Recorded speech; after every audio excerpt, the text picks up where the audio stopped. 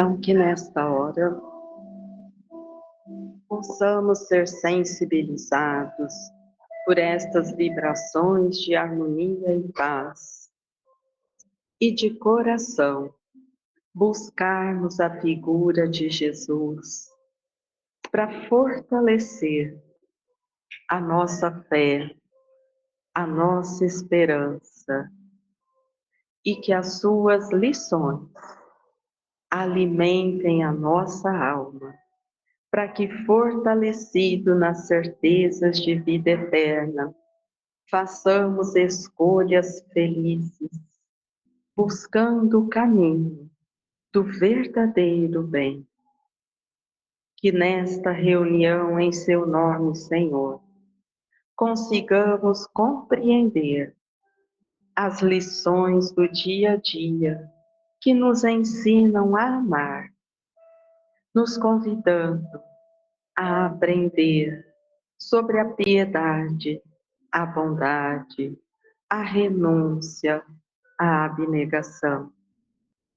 E que, compreendendo o estímulo que nos chega de boa vontade, cada um de nós possa fazer a sua parte, superando fragilidades e limites e se dedicando a aprender o verdadeiro amor.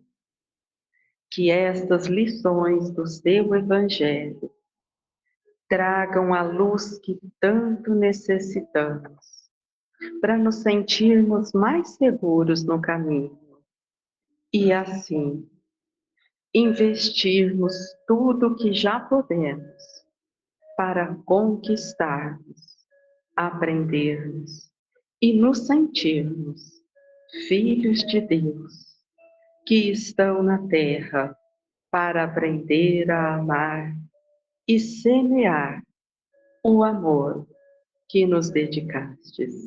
Obrigada, Senhor, por mais esta oportunidade, e que assim seja.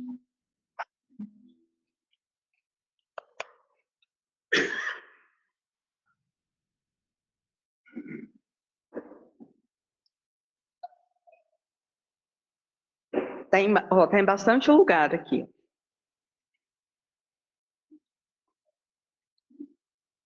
Então vamos lá, continuar o capítulo 13. Não saiba a vossa mão esquerda o que dá a vossa mão direita. Então, ó, nas últimas semanas, a gente viu benevolência, piedade, que, né, nesse capítulo, ele foi nos ensinando do que trata a verdadeira caridade. Mas desde o começo desse capítulo, a gente está insistindo naquela história, ó.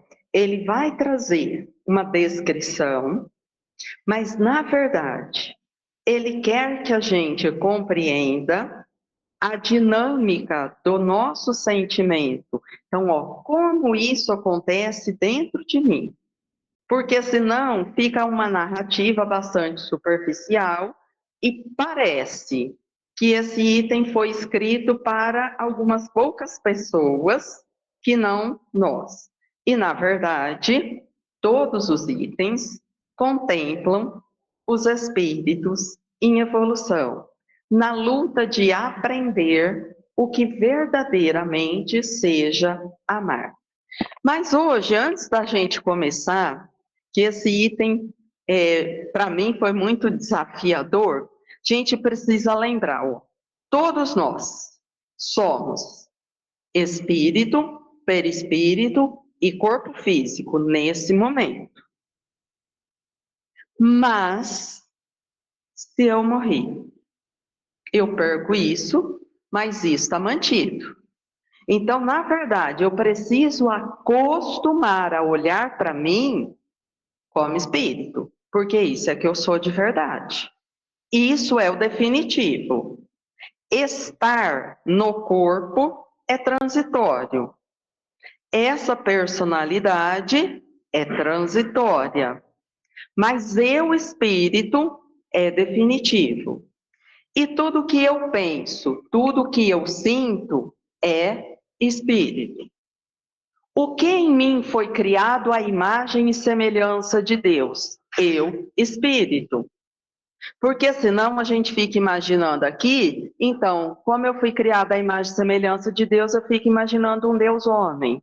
E aí eu nunca consigo entender com clareza a proposta do Evangelho, porque a proposta do Evangelho é para o espírito, porque eu, espírito, preciso aprender o amor para evoluir.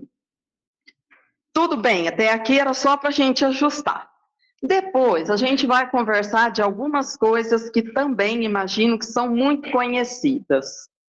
A gente conhece o medo? De perto ou de longe? De dentro? De fora? De cima? Né? Tranquilo para nós essa parte. Então, ó, em muitas ocasiões, ficamos parados à margem do caminho, focalizando nossos conflitos, dificuldades e problemas, deixando a vida girar em torno deles. Então, ele está dizendo assim, ó, às vezes a gente está com um conflito que dá medo, a gente paralisa tudo e fica olhando para o conflito, falando assim, e agora como que eu faço? Eu queria ir para cá, mas para cá eu acho que não está certo, mas eu queria ir para lá eu não aguento, mas eu queria então fazer... E dá uma paralisia. Então, isso que ele está falando, ó, a gente vai ficar parado nisso. O resultado do medo em nossas vidas será a perda do nosso poder de pensar e agir com espontaneidade. Pois quem decidirá como e quando devemos atuar será a atmosfera de temor que nos envolve. Ou seja, sou eu sendo governada por uma emoção que sabidamente não vai me levar a lugar nenhum. Então, quantas vezes eu já fiz ou deixei de fazer alguma coisa por medo? Quantas vezes? A gente fica tentando calcular coisas do aqui e agora a partir dessa personalidade. E aí a gente passa períodos muito longos sem atitude espontânea. Porque eu tenho que ficar calculando. Outro conhecido. A gente conhece solidão? Mesmo quando a gente mora com um monte de gente? Mesmo quando a gente... Ixi, a gente conhece mesmo, né? Então, não há pior solidão do que a do homem sem amigos. A falta da amizade faz com que seu mundo de afetividade se transforme em um enorme deserto interior. Mas aqui, a gente precisa definir amigos, como a gente estudou anteriormente. É aquela pessoa em quem eu confio e que tudo bem que ela saiba quem eu sou de verdade. Porque quando eu relaciono com pessoas que não podem saber quem eu sou, eu preciso manter um personagem, ou de uma pessoa muito boa, ou de uma pessoa muito forte, ou de uma pessoa muito cordial. Eu não estou falando de amizade, porque não é uma relação de verdade. Eu não tenho coragem de mostrar quem eu sou, porque eu não confio. E eu posso ficar quanto tempo eu quiser com essa pessoa, que eu vou me sentir sozinha. Porque é como se dentro de mim eu tivesse a certeza, ela não me entende. Se eu contar isso, ela não vai aceitar. E se ela não me aceitar, eu vou cair no outro problema agora. Eu vou perder. Ou ela vai me rejeitar. A gente conhece isso? Esta é a dor mais profunda que o ego pode sentir. Quando isto acontece, e inevitavelmente um dia acontece, O sentimento de perda é brutal. O mundo se abre a nossos pés e nada mais importa ou tem valor na vida. Todas as nossas esperanças de amar e ser amado se desvanecem. Então, todo mundo tem alguns momentos que a gente lida com isso. Mas o convite do item de hoje é pega essas três coisas difíceis: o medo, a solidão, perda e rejeição, e aplica nessa criança. Imagina que se a gente já passou medo, rejeição, solidão, a gente lembra como é que a gente fica internamente. Que coisas a gente faz nesse momento? Ou que coisas a gente deixa de fazer nesse momento? E quando eu chego na dor extremada, que é aquela hora que eu falo assim, ó, agora tanto faz, já perdi mesmo. Não tem esperança nenhuma de recuperar, já foi. Agora, então se eu aplicar numa criança, com os poucos recursos que ela tem nessa fase, o que a gente imagina que acontece com ela? Só que eu não posso esquecer, ó, todos nós somos espíritos eternos. E essa criança pode ter trazido isso como uma expiação, como uma prova. Mas juntos os três, e vamos dar uma calculada, quanto é desafiador passar por esta prova ou por esta expiação. Que esse item de hoje vem logo depois da beneficência e da piedade. E hoje eles dedicaram esse tema, eu só vou fazer essa introdução para a gente chegar lá, ó. Quando agimos erroneamente, é porque não sabemos como fazer melhor. Vocês acham que tem chance essa criança errar muita coisa na vida? Paralisar por medo? Ficar agressiva porque já perdi tudo mesmo, tô mais nem aí, deixa pra lá. Então, ninguém, de forma deliberada, tem o desejo de ser infeliz. Portanto, ninguém escolhe o pior. Os feitos e as atitudes peculiares de cada criatura estão intimamente ligados a seu desenvolvimento físico, mental, social e moral. E lá no livro dos Espíritos tem essa colocação, ó. A natureza deu ao homem a necessidade de amar e de ser amado. Um dos maiores gozos que lhes são concedidos na terra é o de encontrar corações que com o seu simpatizem. Então, duas coisas importantes, ó. É uma necessidade amar e ser amado. É necessidade. Só que ele fala, ó, é a maior alegria quando aqui na Terra a gente encontra corações que simpatizem com o nosso. Mas alguns espíritos, por prova ou por expiação, passam um período muito longo da vida distanciados desses corações. E aí a gente precisa avaliar.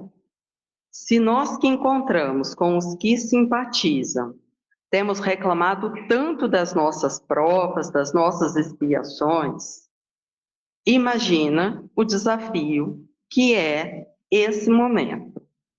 E ele então vai tratar dos órfãos. Oi. A expiação é quando, em algum outro momento, eu já fiz alguma coisa fora da lei. E agora, o resultado disso chegou na minha vida. Então, eu não tenho como falar assim, então eu fiz, a ação está feita. A reação agora é obrigatória. Só que como eu tenho que lidar com isso, vai me causar uma dor, mas é uma dor expiatória, porque eu fico submetida ao mesmo tipo de dor que eu impus a outras pessoas num outro momento. E agora eu tenho que enfrentar isso. Então, de todos os textos, especialmente os mais modernos da Joana, ela vai tratar os órfãos como todos aqueles que ficaram um período distanciados dos corações simpáticos. Então, todo mundo já deve ter ouvido que hoje nem falam mais de orfanato, fala abrigo. Tem a minoria, porque pai e mãe morreram, e a maioria porque não deram conta. Não deram conta por um monte de motivos. Então, tanto faz se a orfandade é da questão física efetivamente, ou se a gente vai falar do abandono afetivo. Então, esses sentimentos acontecem nas duas situações. Só que lembra da piedade, tanto que a gente gastou para entender. E agora ele vem e convida para a gente entender, então, os órfãos. Meus irmãos, amai os órfãos. Se soubesseis quanto é triste ser só e abandonado, sobretudo na infância. Deus permite que haja órfãos para exortar-nos a servir-lhes de paz. Eu falei que tinha sido um desafio, porque olha só, ele está falando, Deus permite. Pode ser prova, pode ser expiação, mas ele não vai entrar no mérito de julgar o motivo. Ele está falando assim, essa dor é um estímulo para a humanidade. E a humanidade precisa contar como é que vai reagir a essa dor. Se está pronta para dar o passo de regeneração, ou se vai para a fileira de quem abandonou e abandonar também. Porque esse é o problema agora. Então, que é triste isso, a gente não tem dúvida.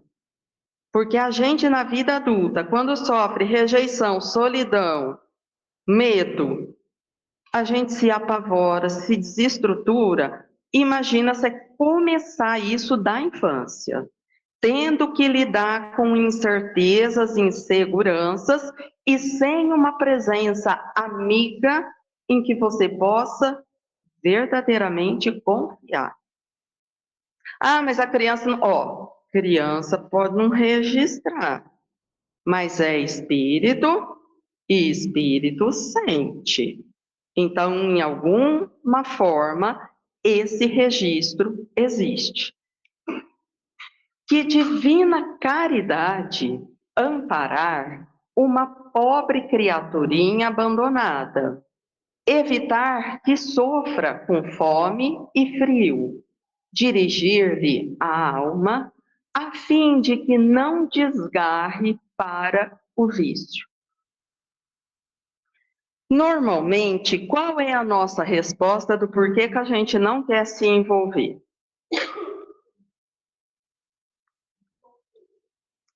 Sofrer é uma, mas o que eu vou sofrer? Pensa, por que eu não quero envolver com outra coisa?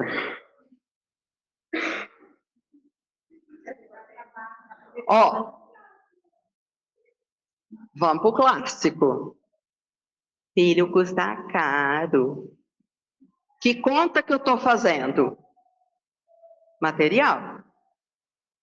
Eu não quero ninguém que me atrapalhe naquilo que eu programei materialmente. Tem que ser do jeito que eu pensei. Depois, hoje em dia, tem uma que é muito forte, que é assim: eu não sei de onde que veio, que tipo de situação vai trazer. Vai que vem com uma genética complicada. E seu pai e a mãe já era viciado, traz esse negócio, vai ser viciado também? Ah, não, gente, mexer com isso não, hein? Vou arrumar para a cabeça. Ó, então a gente já estudou isso. O corpo procede do corpo, mas o espírito não procede do espírito.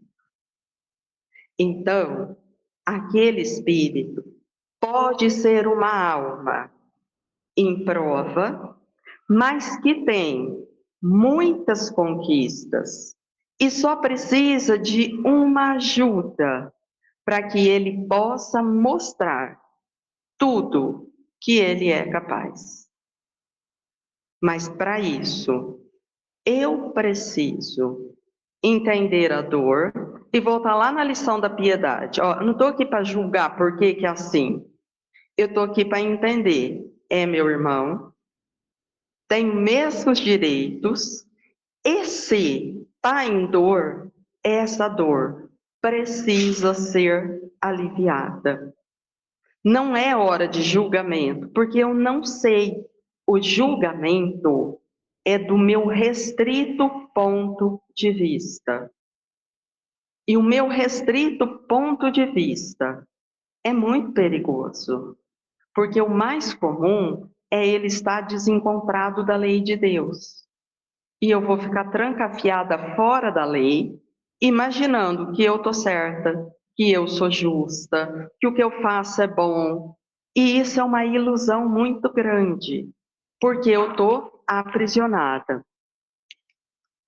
Agrada a Deus quem estende a mão a uma criança abandonada, porque compreende e pratica a sua lei. Ponderai também que muitas vezes a criança que socorreis vos foi cara noutra encarnação, caso em que, se pudesseis lembrar-vos, já não estaríeis praticando a caridade, mas cumprindo um dever. Então vamos lá, que agora ele trouxe o detalhe, ó. Se eu for ajudar só porque alguém me contou que na outra vida foi meu parente, ele falou assim: ó, acabou a caridade. Porque agora você está fazendo que é sua obrigação, que você sabe que se você não fizer é seu mesmo. Então, estou fazendo só porque foi uma escolha bem raciocinada. Então, ele está falando: para ser caridade, eu vou ajudar, mas não me interessa de onde veio nem quem é. Eu vou ajudar, porque é filho de Deus. E ninguém deve sofrer dessa maneira. E tudo que tiver ao meu alcance, eu vou fazer e vou aliviar. Eu sei que está todo mundo pensando assim: ah, então agora pronto, ela quer que nós vamos lá e cada uma tá, ó, não é isso. Não é isso. Pensa que nós somos espíritos e nós construímos a nossa atmosfera. Tem coisa que eu atraio para o meu caminho. Tem coisa que não faz parte do meu caminho. E às vezes, essa criança, ela não é diretamente ligada a mim. Diretamente ela é ligada a essa pessoa aqui, que eu chamo de preguiçosa, de relaxada, mas se eu ajudasse essa, ela assumiria diretamente o compromisso dela. Mas como eu não aceito a ação nem indireta, porque eu julgo, ela fragiliza e não dá conta de fazer o que ela devia fazer. Então, hora nenhuma esse texto vai falar que é para a gente sair adotando pessoas. Não é isso. E quem aqui já se interessou, já percebeu. A lei, hoje, não deixa a vontade assim. A lei é bastante criteriosa, porque toda vez que eu vou lidar com esta relação de sentimento com o outro, é preciso muita responsabilidade, muita certeza, porque precisa de dedicação, precisa de empenho, porque senão a gente cai na tragédia que estava acontecendo anteriormente, que a taxa de devolução de criança crescia esporadicamente, assim, ó, intensamente. Então, eles precisaram ajustar a lei, porque isso fazia tudo ficar muito pior. E as pessoas reclamam. Por que reclamam? Porque não pararam para pensar. O que eu sentiria com medo, solidão, rejeição? E se isso legalmente ficar autorizado a ser repetido, quantas vezes a loucura das pessoas quiserem fazer? Te quero, não te quero mais. Te pego, te dispenso. Trago, devolvo. Então, tá bom para mim, mas e o outro? O outro está ignorado. Então, quando eu comecei falando do sentimento, é nesse lugar que a gente precisa pensar. Porque para lidar com sentimento, eu preciso olhar para o meu sentimento. Então, quando a gente canta a música Quero Aprender a Amar, sair de mim, sentir a vibração do outro, é isso. E se eu fosse esse outro, eu acho que eu ia querer ficar com a minha mãe, que alguém ajudasse a minha mãe a ficar comigo. Porque para mim era muito melhor. Porque o meu vínculo de confiança é com ela, não é com você. Mas sem ajuda, ela fragiliza e desiste. Então, esse sair de mim é para que eu possa sentir sem julgar, para eu não fantasiar que a proposta do Evangelho é uma coisa impraticável, fora da nossa realidade, porque não é. A proposta desse Evangelho é ensinar o caminho do amor. E olha só, se eu aprender a sair de mim, isso a gente vai aplicar só no órfão? Não, em qualquer situação que fale da relação entre os filhos de Deus. Então, por isso que eu falei, ó, mais uma vez, era para mostrar a aplicação nessa nossa dinâmica.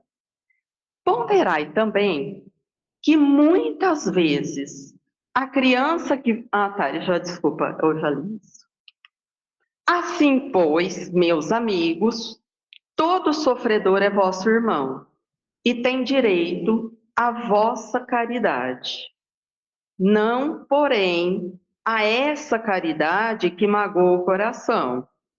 Não a essa esmola que queima a mão em que cai, pois frequentemente bem amargos são os vossos óculos. Então vamos lá, ó. Primeiro ponto que a gente precisa anotar. Ele está falando assim, ó, que o nosso irmão tem direito à vossa caridade. Quando dentro da lei eu tenho direito, do que a gente está falando? Ó, isso é meu direito.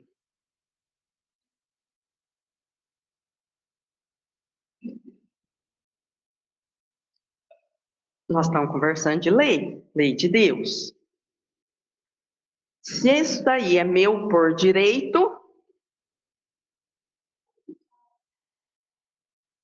eu posso pegar porque é meu. E se você não me der o que é meu, quem que está errado?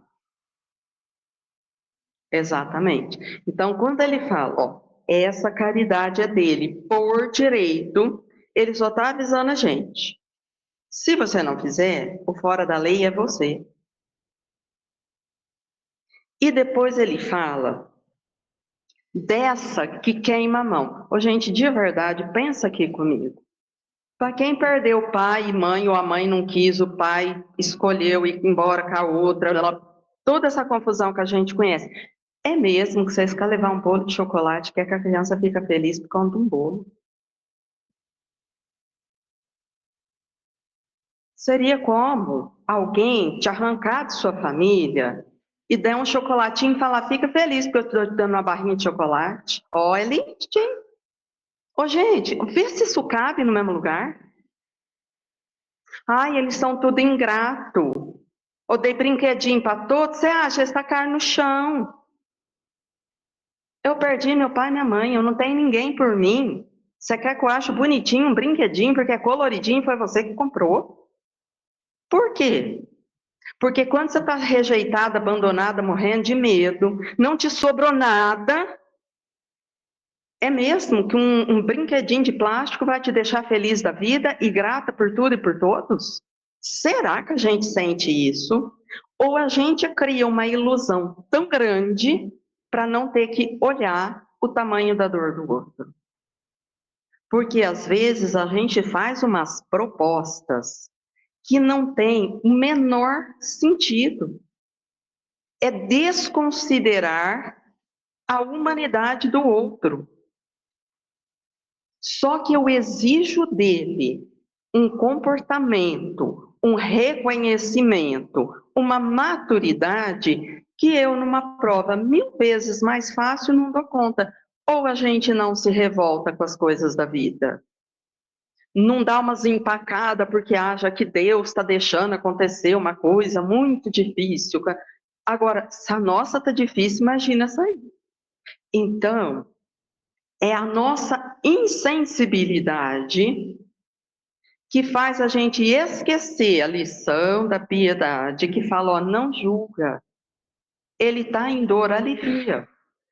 Por quê? O porquê da dor não é problema seu, é aliviar. A minha parte é olhar o irmão que sofre, ponto. E o que eu posso fazer por ele? Se eu estivesse ali, o que eu gostaria que alguém fizesse por mim?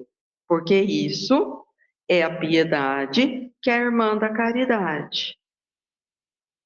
Então, é nesse sentido que ele está fazendo isso. Ó. Quantas vezes seriam eles recusados se na choupana a enfermidade e a miséria não os estivessem esperando? Dai delicadamente, juntai ao benefício que quiserdes o mais precioso de todos os benefícios, o de uma boa palavra, de uma carícia, de um sorriso amistoso. Evitai esse ar de proteção que equivale a revolver a lâmina no coração que sangra, e considerai que, fazendo bem, trabalhais por vós mesmos e pelos vossos. Então, ele está pedindo esse cuidado e essa delicadeza, porque, ó, não é olhar para ele como pobre, coitado, não vai dar conta. Mas é, ó, se é essa prova, é porque você dá conta. E se a gente ficar te ajudando, amparando, estimulando, a sua chance vai ficando muito maior. E como eu gosto de que me ajudem, que me amparem, é isso que eu vou fazer por ele. Então, vê que ele não ficou convidando ninguém para ir fazer adoção, mas muito pelo contrário, para a gente olhar quem é o espírito que está diante dessa prova e a gente não se aprisionar no julgamento e entender, ó, o que eu gostaria de receber. Depois, só para a gente agora calibrar melhor, ó, o Emmanuel tem um texto que trata desse tema, ele diz assim: a dor dos que vagueiam sem rumo é grito de aflição que clama no seio augusto da eterna bondade. Se a gente pensar nos que vagueiam sem rumo, a gente vai falar desde os espíritos, que pode ter pai e mãe, mas que estão mortos para a vida espiritual, porque eles só são educados para o que é material, para o que é ganhar aqui e agora, sem conversar de sentimento, como aqueles que não têm essa presença e não têm rumo, porque não tem para onde ir, também não tem para onde voltar. É um tanto faz, porque está sem sentido. E hoje, infelizmente, a gente vai ter isso, desde a criança que está na rua, àquela que está trancafiada no quarto e que os pais não têm notícia dela. Ela mora num quarto limpo. Ela é cuidada por um computador e ela vive de jogos que estimulam qualquer coisa que ninguém que vive com ela sabe muito bem do que se trata. E, de repente, ela apresenta um desequilíbrio muito grande. E as pessoas fazem assim: nossa, mas nunca vimos nada. Sequer nos percebemos. Lógico que não. É uma criança abandonada. A criança abandonada, ela não convive. Ela fica lá. E quem está lá, fica para lá. Então, estar trancado no mesmo ambiente não significa que a relação está acontecendo. E a gente fica sem notícia. A gente desconhece, porque a relação já não existe. Então, essa é a criança abandonada moderna. Ela tem para onde ir. E o que ela vai fazer onde ela vai também tanto faz. E ela tem para onde voltar, mas que o que ela vai fazer a hora que ela voltar também tanto faz.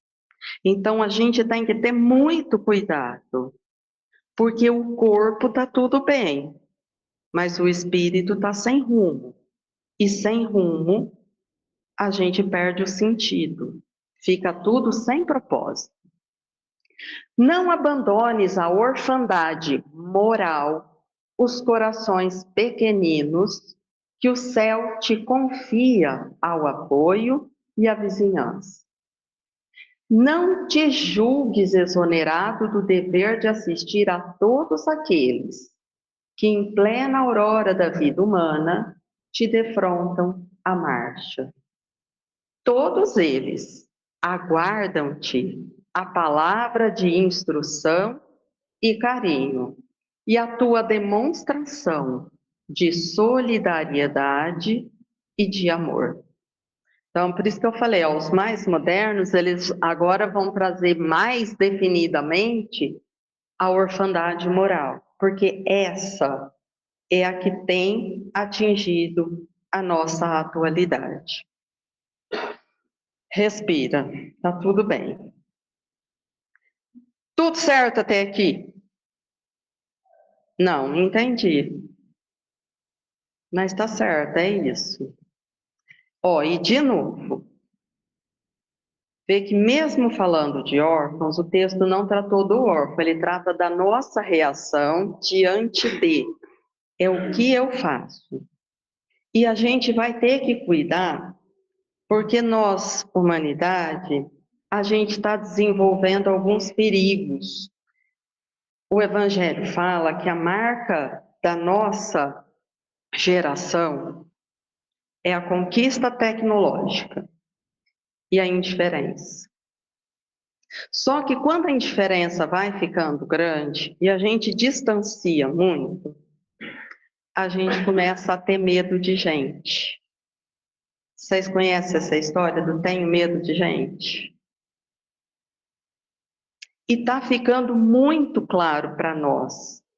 Por que a gente tem medo de sair à noite? A gente tem medo do quê? De gente. Mas por que a gente tem medo de gente? Ah, porque gente é perigosa, porque gente é violenta, porque gente é malvada, porque gente faz isso. Mas que gente que faz isso? Quem é a gente que faz isso? Então, a gente está esperando acontecer o milagre. Qual milagre? Sei lá. Jesus descer numa nave espacial e mudar o coração dos homens. Eu não sei qual é a fantasia mais, mas olha só. Se a gente não ensinar o amor, como é que quem não sabe vai aprender? E quem falou que aprendeu, vai começar a ensinar quanto? Então, esse texto fica tão profundo e tão sério, porque se eu não fizer isso na infância, na vida adulta, nossa chance é quase nenhuma. Porque agora, aquelas criaturas se convenceram que isso não funciona assim.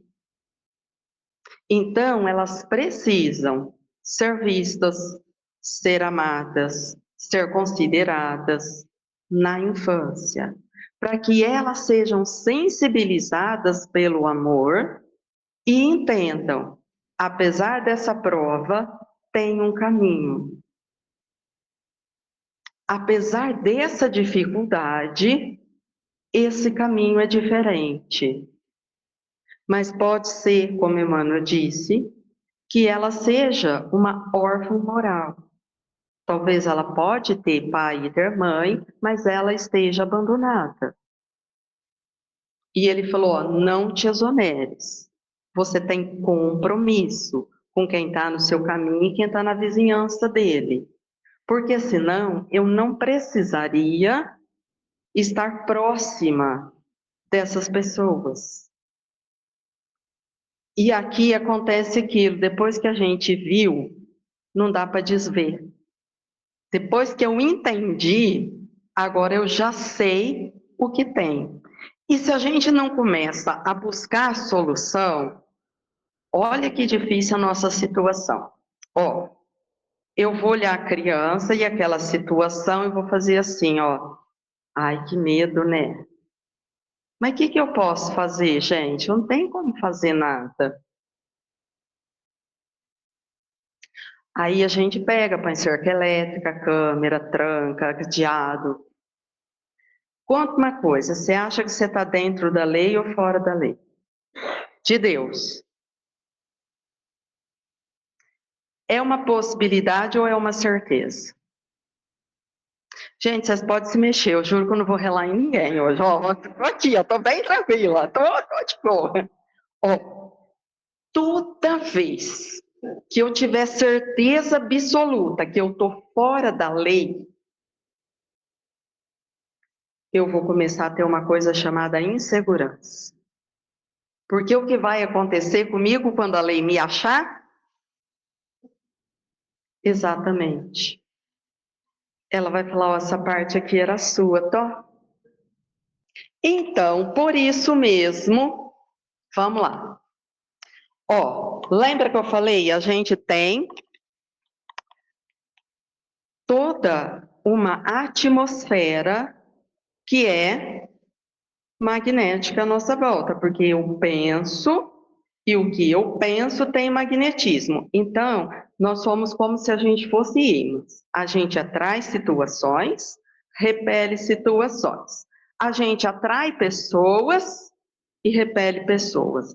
Vocês acreditam que não adianta eu ficar falando uma coisa que não é assim que funciona? Eu quero atrair a situação da riqueza. Pensa positivo, fala você é rico. Vocês já viram esse trem dar certo em algum lugar? Ah, não dá, né? Isso, não dá. Porque o que dá certo é o que eu construí de verdade e vibra nessa atmosfera que atrai e repele. Isso é o que dá resultado. Então, muitas vezes, eu atraio situações que inicialmente não era muito o que eu queria, mas depois eu entendo que aquilo me desafia a desenvolver em mim sentimentos, conquistas que vão me fortalecendo, me trazendo mais recursos, porque eu aprendendo a lidar com isso, eu dei um passo de crescimento. Então, passam uns 10 anos, a gente fala assim, nossa, antes isso era desafio. Mas agora eu tenho mais paciência, fiquei mais segura. Ou seja, ó, eu conquistei alguma coisa que me trouxe tranquilidade. Melhorou. Daqui a pouco chega um outro desafio. E assim como outras oportunidades. Então, o tempo todo a gente vai lidar com as pessoas do nosso caminho. Mas a dona Joana, num outro texto, ela fala assim, ó: os filhos não chegados pela via normal, não obstante, alcançarão a casa dos sentimentos negados, utilizando-se dos sutis recursos da vida, que reaproximam os afins pelo amor ou pela rebeldia, quando separados, para as justas reparações.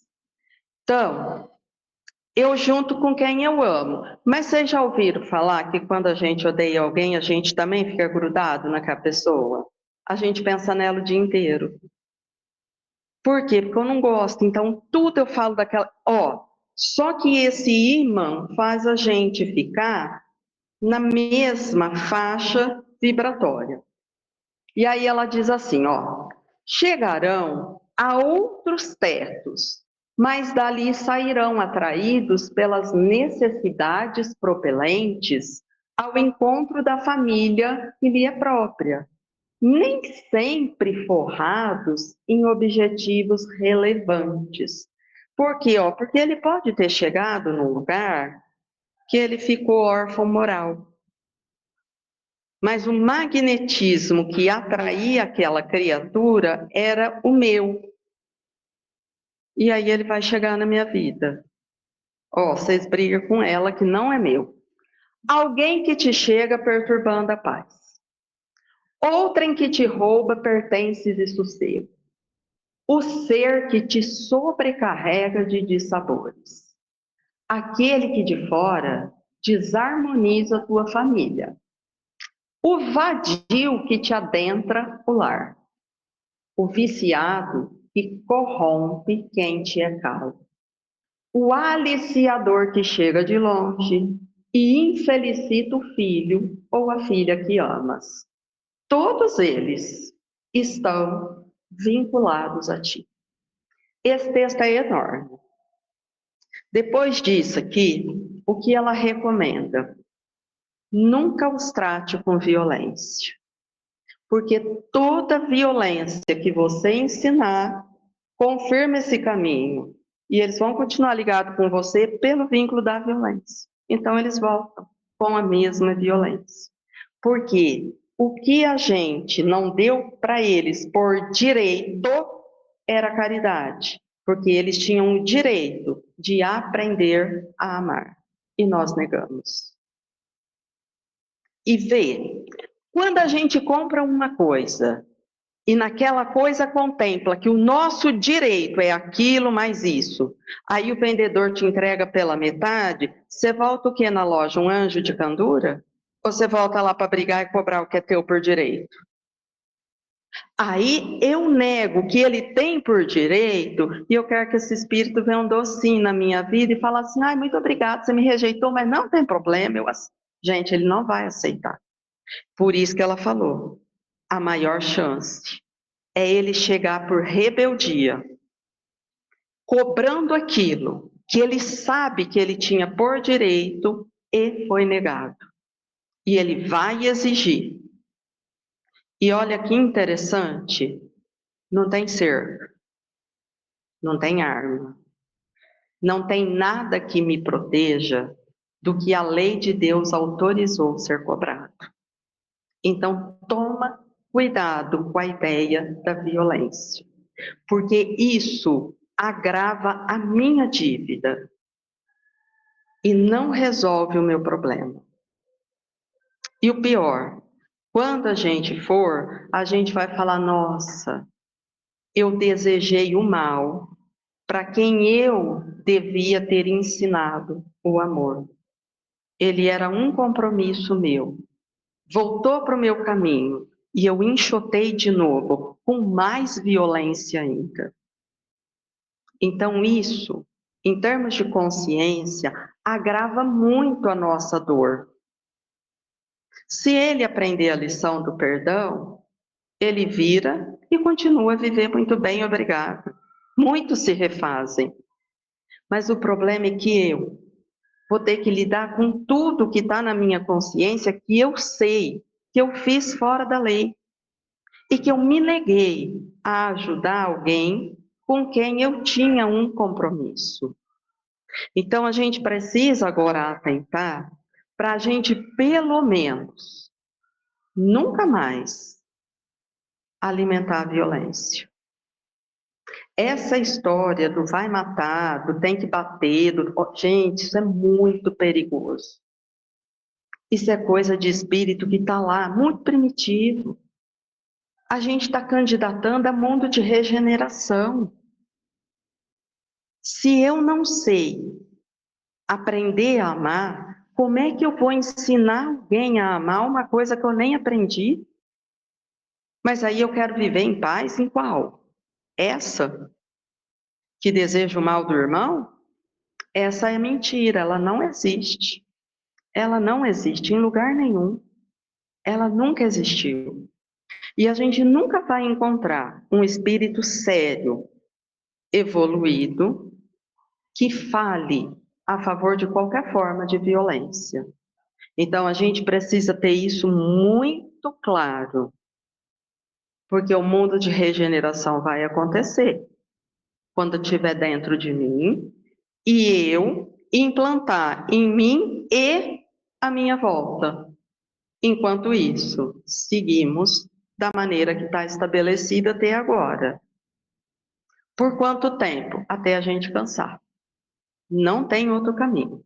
Não vai acontecer um milagre. Aliás, milagres nunca aconteceram. Eram só situações mal explicadas. E agora a gente tem como entender isso.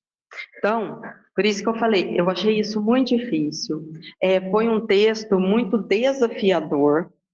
Eu até falei para meu marido, dormi mal essa noite, porque eu fiquei muito perturbada. Vocês acham que é cobrança? Vocês imaginam, para uma semana que eu estou escutando esse tom de cobrança dentro de mim, porque fico até com vergonha, porque, na verdade, a gente entende, mas fazer esse convite, a gente ainda fica assim, ó, mas tem que fazer? Então, tem. Tem.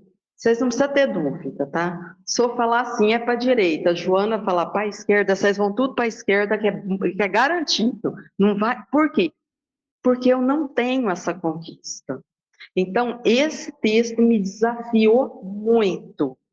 Muito de ficar com o sono perturbado, que eu falava, gente, que vergonha, como que eu vou falar isso lá na frente, amanhã?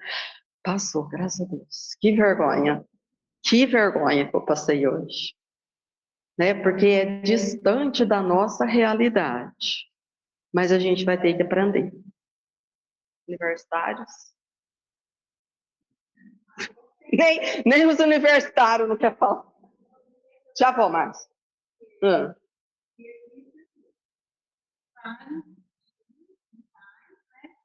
E o filho odeia ele. Então, essa parte que é difícil, porque esse espírito ainda está muito mal. Então, ele continua aqui. Graça, quando alguém fala que me odeia, não é porque ela não está evoluída. Eu preciso entender por que ela me odeia. Em alguns momentos, eu sou uma pessoa que gera repulsa.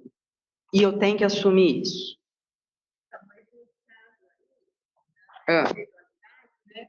Então, o pai que percebeu ele precisa transformar isso em doação de amor, de fazer.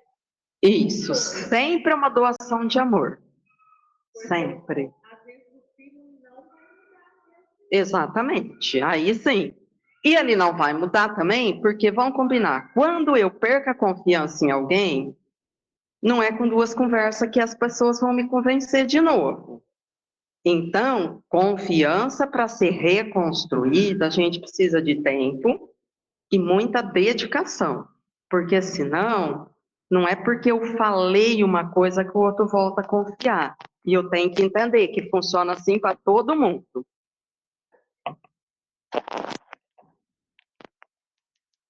Eu vou tentar resumir uma história de vida em 1 minuto.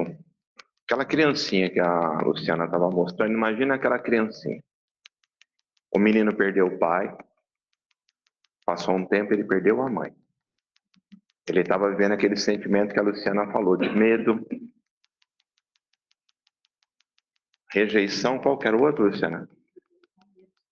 Medo e solidão. Pequenininho, do lado do caixão da mãe, a mãe sendo velada, ao lado do caixão, a vizinha chega perto e fala: Deus castiga. Essa criança vai sofrer muito. Aquilo entrou dentro do coração dele. Deus castiga e essa criança vai sofrer muito. Ele entrou numa revolta contra Deus, contra a vida. Entrou num caminho até as drogas, das drogas até a rua e da rua até a prisão.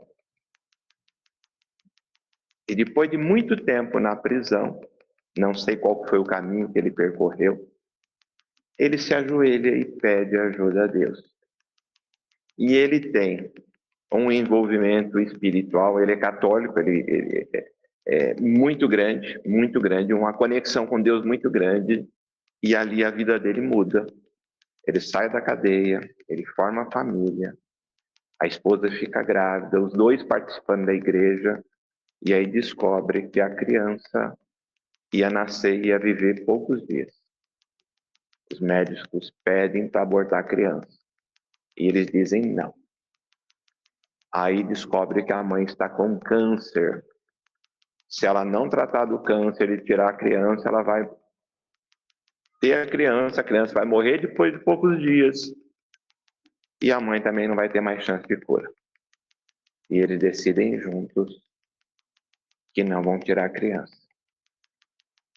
E a criança nasce e sobrevive. E a mãe continua fazendo tratamento e sobrevive. E a mãe, o pai, que foi aquele menino que foi o ex-presidiário, e a criança, que foi considerado um pequeno milagre, vão até a Itália conhecer o João Paulo II. Eu vi essa foto maravilhosa. É o que a Luciana falou, às vezes uma criança, numa situação complicada, ela tem conquista. Se ele não tivesse conquista, ele não tinha chegado até esse ponto. Eu não lembro o nome dele, eu conheci ele como Mineirinho, lá de Franca, do Amor de Gente. Ele dá palestra para jovens, a esposa trabalha na Igreja Católica ajudando outras mães com problemas parecidos. Então, assim, o amor, sempre o amor vence tudo. Oi?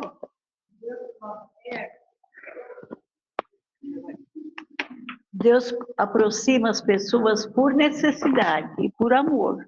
Não, nada é por acaso. Então, se eu tenho um filho problemático, um marido problemático, Deus não quis o meu mal para aproximando essas pessoas. É porque faz parte da evolução moral e espiritual desse filho e a minha.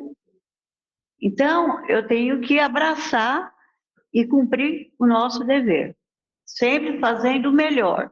Porque sempre que eu faço o bem, mesmo que o outro não faça, quem sai beneficiado? Eu, porque o bem partiu daqui. E com isso eu dou exemplo para os outros.